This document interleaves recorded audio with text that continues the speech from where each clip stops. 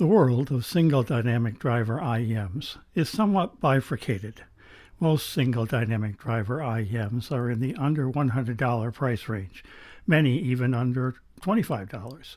And then you have single dynamic driver IEMs from Sennheiser, Shure, Sony, Final, and others that cost more than $500, more than $1,000 even.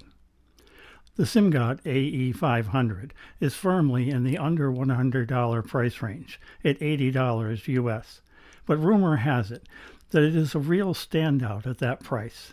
Simgot is a fairly new player in the IEM world, founded less than 5 years ago. They produce a full range of mid-range IEMs, but they really broke into the US market big with the EA500. By all reports, and I mean pretty much every reviewer out there, the EA500 qualifies as a quality leader in the under $100 price range, and according to at least some, an IEM that sets a new standard in its class. I came to the party late, but I finally decided I had to try them for myself. My first dynamic driver IEM, if you don't count the $20 Tangzu Wan'er. Actually, what I wanted to know was how much better any less than $100 single dynamic driver IEM could be than the Wan'er already is. Could the EA500, with much the same technology, if you don't count the multiple tuning nozzles, really be worth 3 times the price?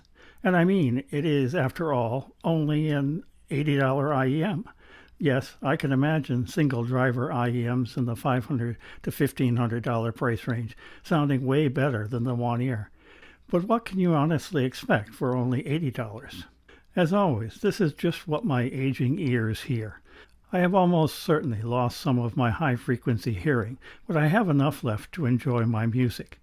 I did all my testing with aftermarket and relatively inexpensive 4.4 balanced cables, a mismatched set of KB Ear K7 ear tips, one yellow and one blue, as my ears are not the same size, playing Apple lossless music streamed through my new Tempotech March 3 desktop DAC amp, or ripped copies of the same songs played on my Shanling M1S digital audio player.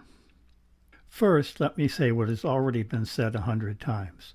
The Simgot EA500s are exceptionally well made, with a solid metal shell, dual magnetic driver and dual cavity structure, filtered ports, and interchangeable tuning nozzles to give you your choice of a more neutral Harman-style tuning or the Simgot signature tuning with extra energy in the high end for more detailed presentation. These things are solid, noticeably heavier than the Wan'ers, noticeably heavier than any IEM I own except the also metal-shelled Let's Shure S12s. And they are always cold to the touch and cold in your ears when you first put them in. They do warm up, but you still feel them in your ears more than a resin or plastic shell. It's not annoying, but it is real. They come with a decent cable and a good selection of tips, but nothing special. And I really wish makers would start supplying a cable with a balanced option, or an option to order a balanced cable when you order the IEM. I remain convinced that you only get the best out of any IEM when running balanced. In direct comparison to the Wan'er, right off the bat, the Simgot EA500 has a solider bass. Not more bass, the Wan'er is no slouch in the bass area, but the hits and slams are clearer, more textured, round and firm and not flabby at all on the EA500. Each note of the bass guitar is resonant and full, hitting you somewhere behind the breastbone and vibrating there. The Wan'er, again, by comparison, leans a little toward tubby, just a little bit flabby at the bass end. That, and other differences I'm going to point out, does not mean that the Wan'er is not a good listen, or not an exceptional value at its price, or that the average listener would not be totally happy with the Wan'er as their daily driver IEM. I could, and I'm pretty sure you could too. It is just that the EA500 is overall more refined. It comes across in the vocals very clearly. On a track like Robert Plant and Alison Krauss's Going Where the Lonely Go, in the chorus in particular, where they sing harmony. On the Wan'ers there is a sharp, rough edge to both male and female vocals that's just not there in the EA500. and the two voices are not nearly as well separated. Or a track like Intermezzo No. 1 on the symphonic touch of Benny Andersson. Listen to Christian, I'm just going to put it up on the screen because there's no way I can pronounce it. Listen to his violin as it reaches up and into and through the high registers, smooth as silk on the AE500, just a little ragged on the Wan'er. The AE500 is just clearly more nuanced and at the same time smoother on the vocals and instruments. On the high end, again, it's not a matter of there being more or less treble. It's the quality of the treble that is subtly different. It's simply more musical on the AE500s than on the Wan'ers. Then, too, there is a difference in spatial presentation, imaging, and detail. The AE500, while it does not have the widest soundstage I've heard, or the most detail, does an exceptional job for a single dynamic driver and for an under $100 IEM. Again, a track like Innocence from Al Marconi's remastered Insomnia album, or First Rain from David Arkenstone and Wouter Kellerman's Pangea album, brings out the differences.